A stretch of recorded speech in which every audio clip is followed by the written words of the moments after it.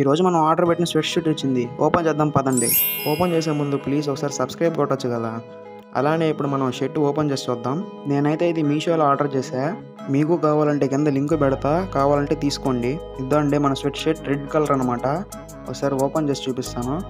అలానే దీనిపైకి ఇప్పుడు మంచి అవుట్ఫిట్ వేద్దాం. మీకు ఇది కావాలంటే కింద లింక్ పెడతాను, కావాలంటే తీసుకోండి. నాకు ఇదైతే జస్ట్ 350గా పడింది. ఓకే, దీనిపైకి ఇప్పుడు మంచి అవుట్ఫిట్ వేద్దాం. మరీ హెవీగా కాకుండా కొద్దిగా సింపుల్గా ఉండేలాగా వేద్దాం అవుట్ఫిట్.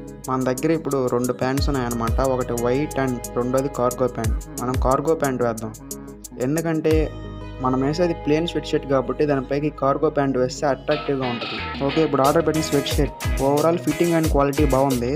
అలానే మీ ఫోర్ ఆర్మ్ కొద్దిగా పైకి లాగండి, మంచి క్లీన్ లుక్ ఉంటుంది అనమాట. దీనిపైకి అట్రాక్టివ్గా కనిపించడానికి ఇలాంటి ఒక సింపుల్ చైన్ ఉంటే వేసేయండి. ఇలాంటి చైన్ వేస్తే ఒక డీసెంట్ లుక్ ఉంటుంది. అలానే మీరు చూడడానికి అట్రాక్టివ్గా అనిపిస్తారు అనమాట.